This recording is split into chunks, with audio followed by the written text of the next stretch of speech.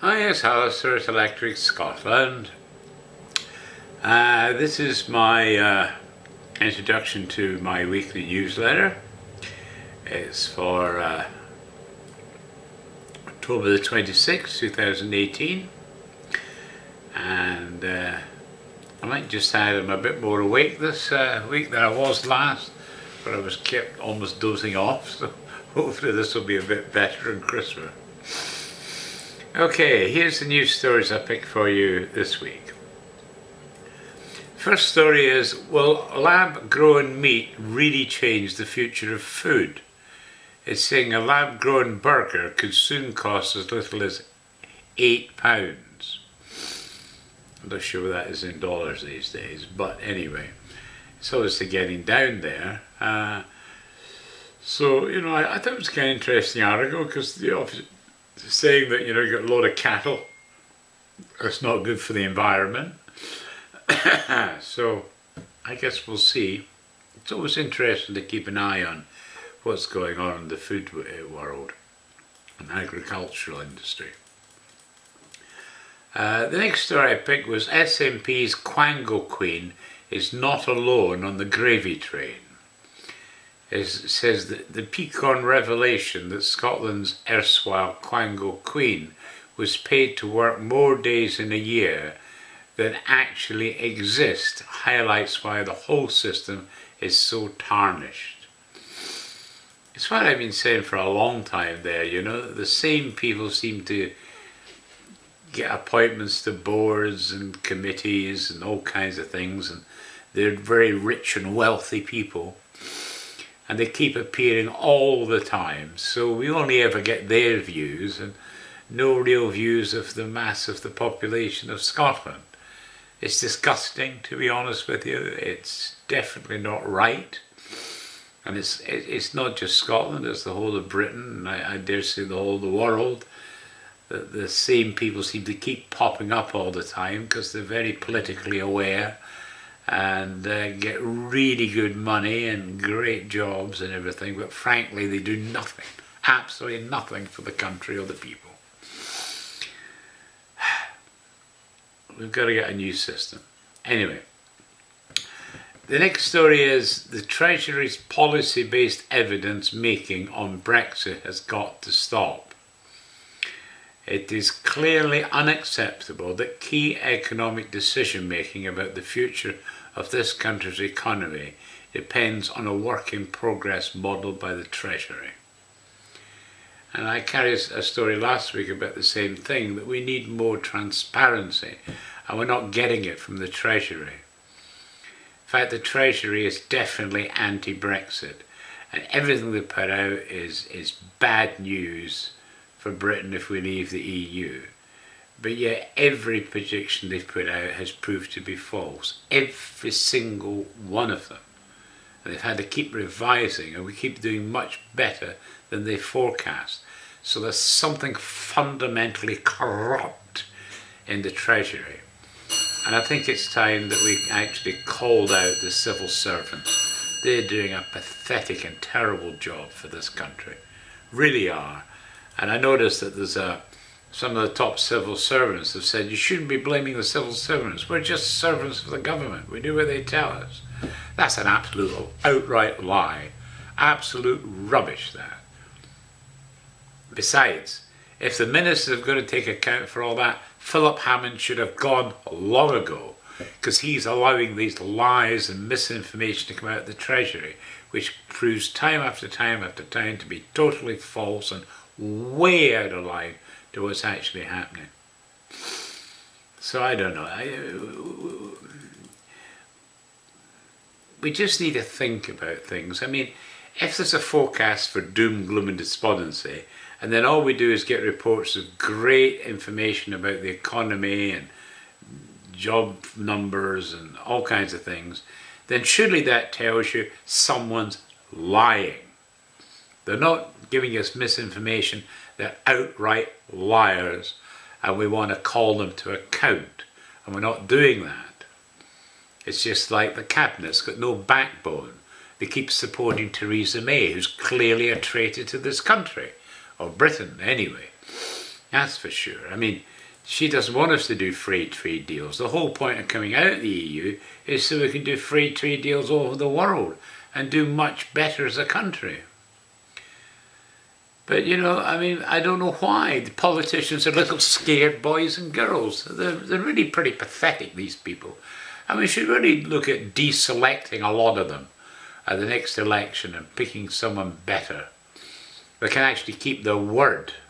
I mean, a lot of these politicians fought on the manifesto, both Labour and Conservative, of coming out of the EU, out of the single market, out of the common market, out from under the weight of the European Court of Justice, have our own laws back and everything. That's what was in the manifesto. That's why we voted for them. And look what's happening now. They're all caving in. Cowards, incompetents, liars, cheats. That's where the politicians have got these days. There's no honesty in politics at all. We've got to do something about this. And frankly, it's the people that have to do it. And if we as the people just keep letting it happen, then we're to blame, and it's our faults that we've got in such a mess, because we haven't kept people to account, and we just let them get on with it and just put out, well, it's politicians. That's not good enough, folks. We need to fight back. Okay, next story I picked was Scottish NHS performance continues to decline. The NHS in Scotland is not financially sustainable, and its performance has continued to decline. The public spending watchdog has warned.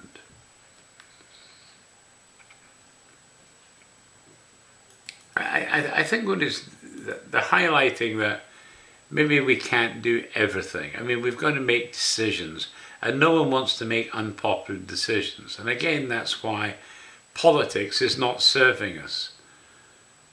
And we're not serving ourselves correctly. I mean, if we know we haven't got enough money to put money into the NHS, why do we keep demanding it? And then if you get taxed a heavy tax bill because you want that, you complain about a heavy tax bill. You can't have both. You need to make up your mind, what's your priority? Money in the pocket or health service or education? I mean, you cannot have everything unless, of course, you make a lot more money, in which case something like Brexit is the only opportunity we have to make a lot more money for this country, because we won't be paying billions to the EU all the time. We'll have that money to work in this country. And if we can do more free trade deals around the world, we'll sell much more. So, I mean, that's the way forward. We're a trading nation. But, we've got to get out of this thing. If you want all these nice things, we have to make more money. How do we make more money? By coming out of the EU and doing these free trade deals all over the world, or something similar. I mean, you've got to be realistic when you ask for things, But I see all these things I picked for you are to reinforce that. Okay, and another one is progress on a fairer Scotland stagnates. It says progress on making Scotland a fairer and more equal society has stagnated, according to a report by the Equality and Human Rights Commission.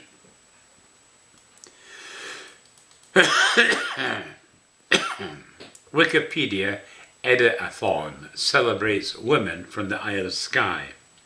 It says 13 new articles about women from the Isle of Skye have been added to Wikipedia to mark 100 years of women's suffrage. And then equally, Scottish heroines unveiled at National Wallace Monument. It says Maggie Keswick Jenks and Mary Slessor will be the first women commemorated in the Hall of Heroes at the monument in Stirling. Both of these are good wee stories. The one I found was Inside Holyrood's Forgotten Committee. I like this article because of its historical context, which goes back hundreds of years. It says the Pow of Inchaffrey Drainage Commission Bill Committee met for what might be the first time at Holyrood on Wednesday. Is this Scotland's most boring political assembly or its best kept secret? It's really, I don't know, I really found that interesting, very interesting article. And then finally, UK retains crown as global financial services exporter.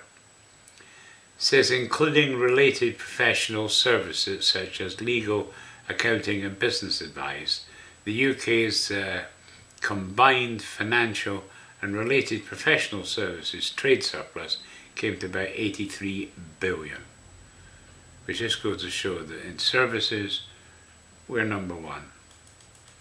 Okay, so these are the wee selection of stories I brought you. On to Electric Canadian. Again, I'm doing the same three books. We've got Canada and its provinces. Out of the 23 volumes, we're on volume 19 now. The Prairie Provinces, part 1.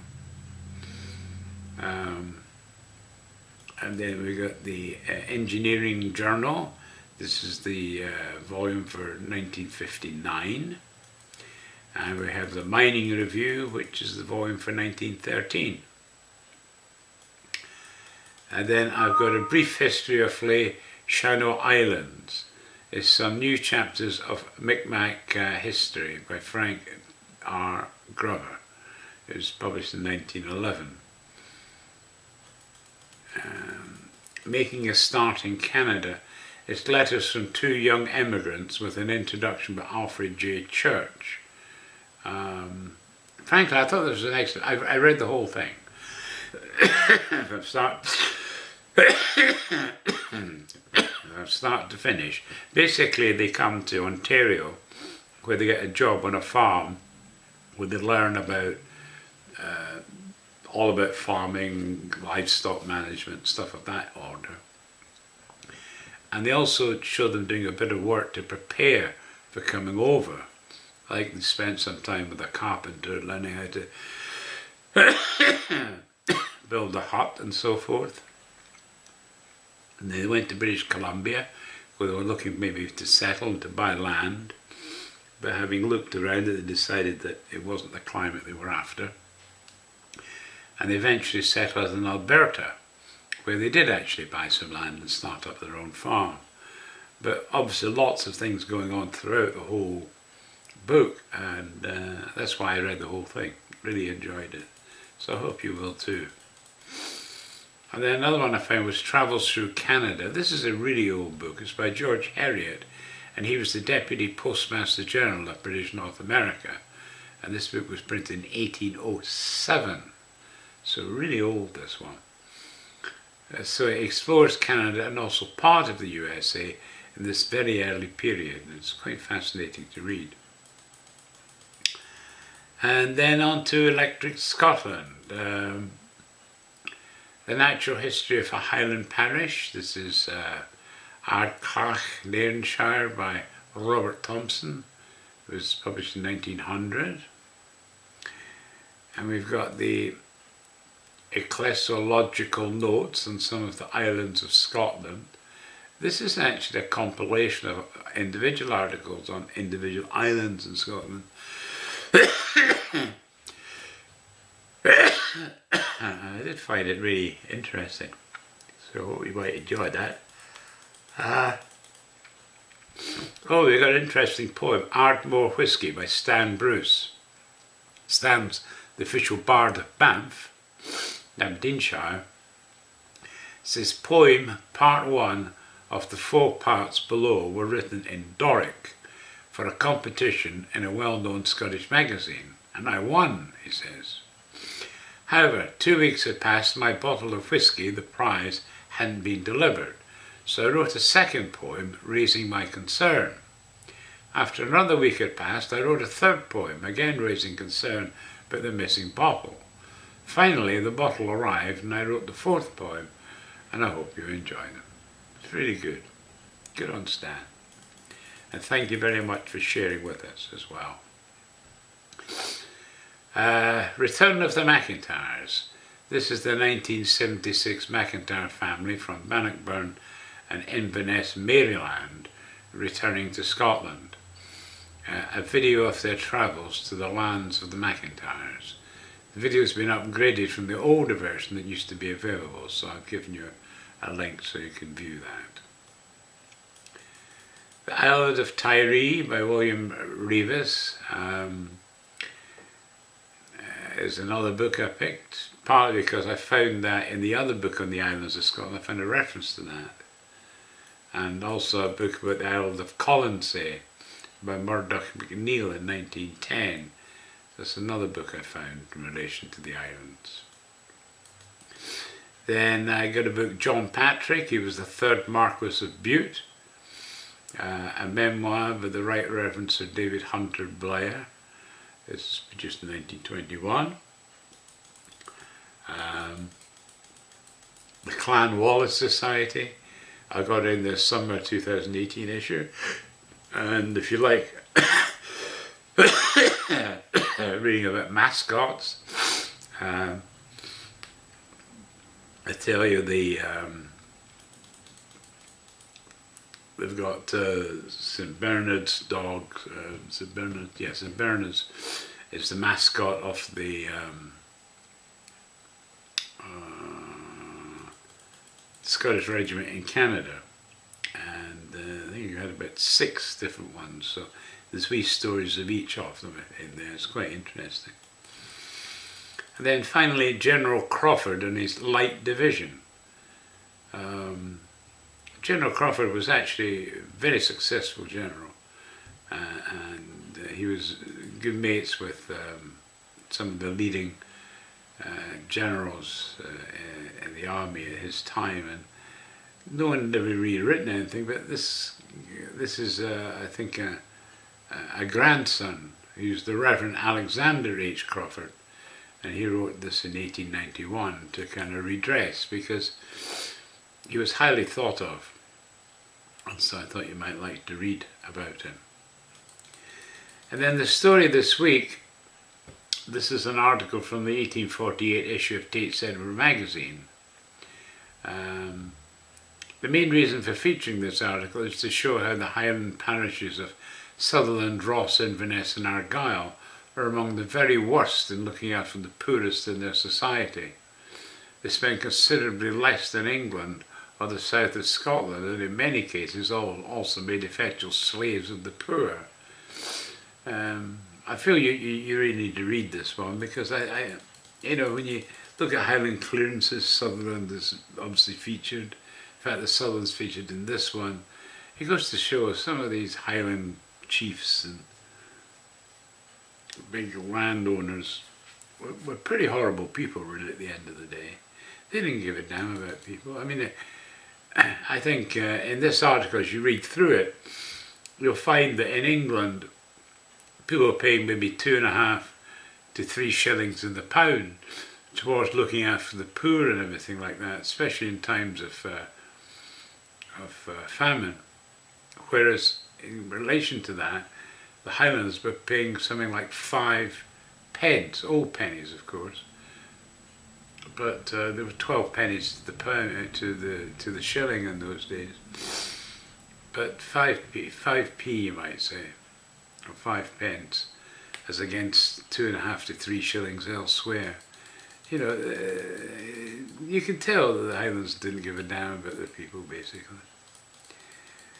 But I mean, if you read it, you just get a feel that something bad was happening in the Highlands. And of course, most of the clans are French owned anyway. They all came from Normandy and so forth. So the more you read about the clans, I think there's less and less that I kind of like about them, really.